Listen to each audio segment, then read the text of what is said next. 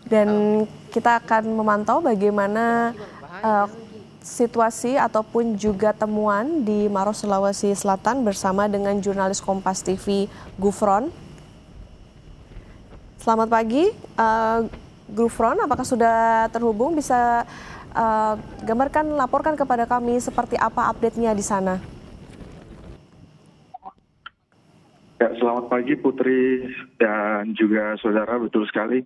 Untuk update pada pagi hari ini, tadi tim SAR gabungan yang memang sudah membangun posko sejak malam di Baloci, Kabupaten Pangkep, Provinsi Sulawesi Selatan, pagi tadi memang sudah memberangkatkan beberapa timnya untuk menuju beberapa titik lokasi yang berada di puncak Bulu Saraung, Kabupaten Pangkep.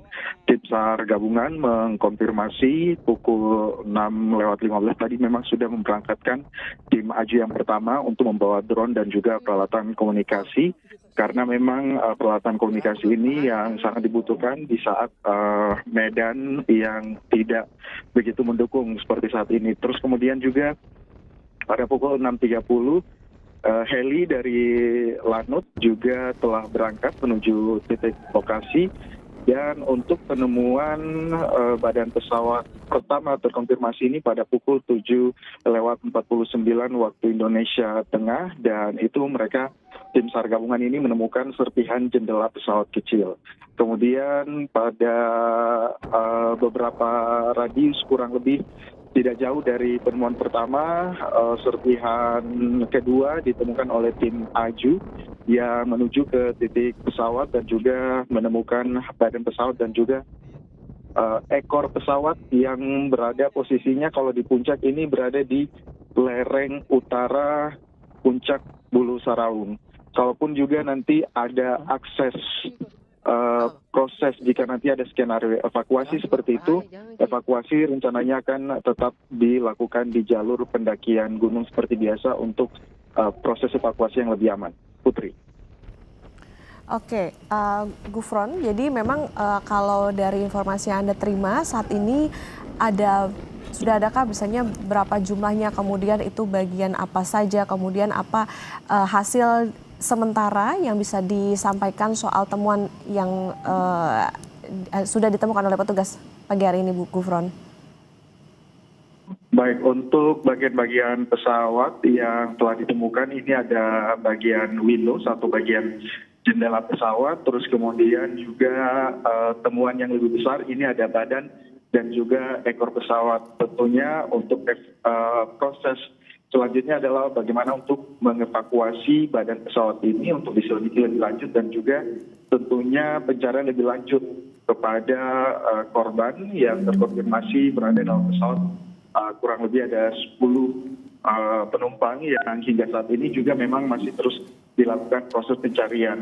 Memang hingga pagi tadi tim yang berada di puncak Bulu Saraung mengkonfirmasi bahwa kabut ini menjadi salah satu kendala yang berada di atas puncak, terus kemudian juga akses untuk ke badan pesawat, titik temunya badan pesawat ini aksesnya cukup terjal dan juga berkabut, sehingga ini cukup menyulitkan tim untuk bisa turun ke sana dan juga membutuhkan peralatan yang lebih safety gitu ya, untuk tim SAR ataupun juga tim gabungan untuk melakukan evakuasi tim badan pesawat. Nanti dikonfirmasi dari Basarnas, kalaupun ditemukan jenazah pada hari ini, maka jalur proses evakuasinya tetap berada ataupun juga mengikuti proses jalur pendakian seperti biasa.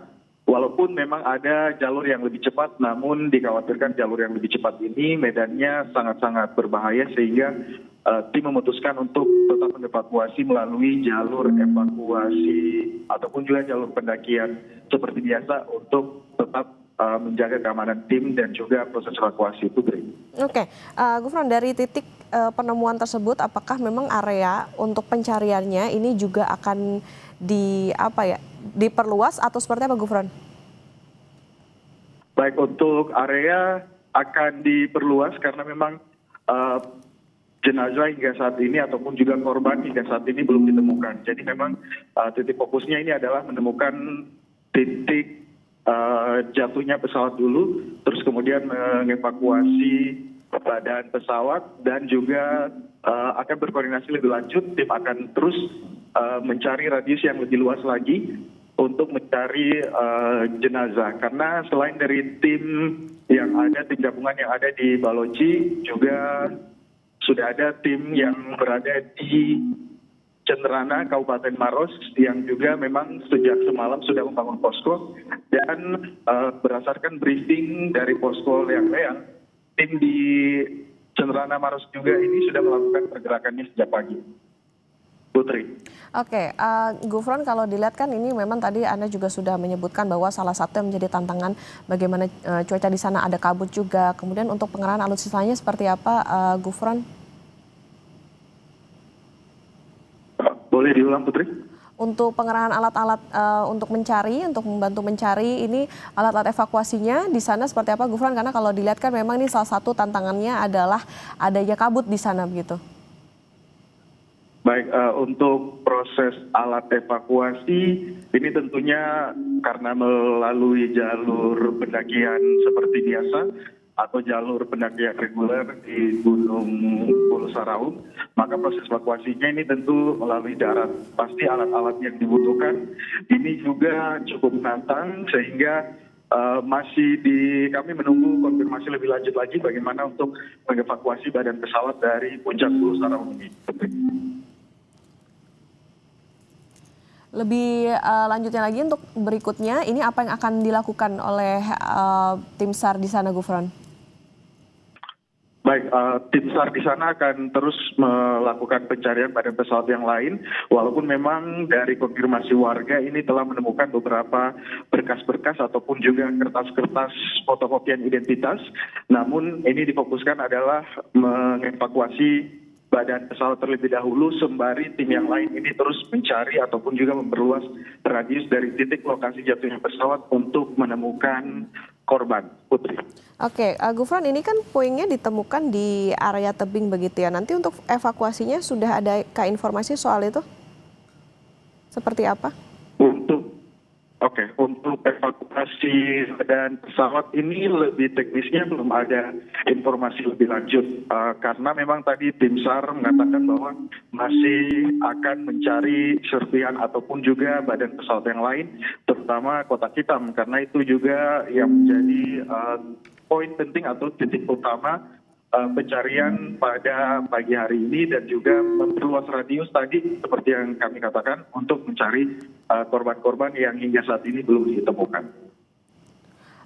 Oke, Gufron, ini untuk tim pencarian akan dibagi ke dalam berapa tim? Kemudian untuk fokus pencariannya apa saja, Gufron? Baik, untuk tim pencarian ini sudah ada kurang lebih 500 tim gabungan yang terdiri dari tim Basarnas, TNI, Polri, kemudian juga BPBD dan juga beberapa komunitas tadi seperti Mapala dan juga relawan. Ini sudah terbagi menjadi 2 tim. Tim pertama yang ada di Baloci yang menuju ke puncak Pulau Saraung, dan juga tim kedua yang berada di Cenderana, Kabupaten Maros. Walaupun juga sudah terbagi menjadi 2 tim, di tim Baloci ini juga ada beberapa kali melakukan pembagian tim gitu ya. Tadi ada tim Aju pertama yang sudah melakukan perjalanan ataupun juga sudah memberangkatkan tim pada 6.15, terus kemudian juga tim kedua yang melalui kru helikopter, dan juga ada tim Aju kedua yang menuju titik penemuan lokasi penemuan pesawat dari tim pertama. Putri. Oke, Gufron, untuk proses pencarian lewat udara apakah masih dilanjutkan juga?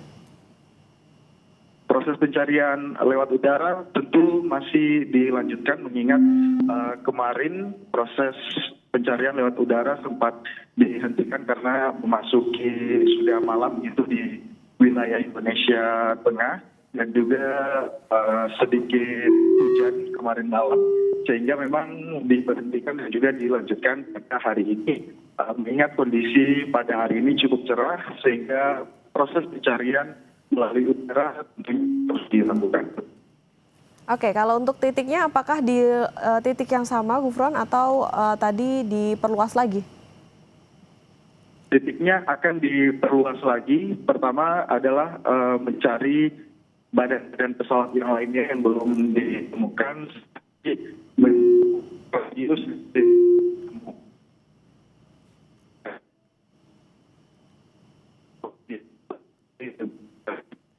Ya, Gufron. Hingga saat ini belum ditemukan. Gufron, mungkin informasinya bisa diulang kembali, Gufron, tadi mengalami kendala komunikasi.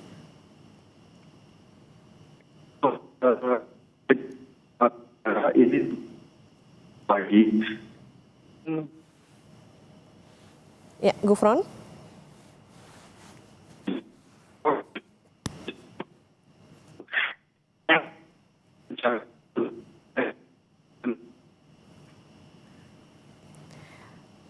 Baik, nanti kami akan coba sambung kembali, kita hubungi kembali jurnalis Kompas TV Gufron Lamataha yang melaporkan bagaimana serpian pesawat ATR 42500 ditemukan. Tetap bersama kami saudara di Breaking News Kompas TV.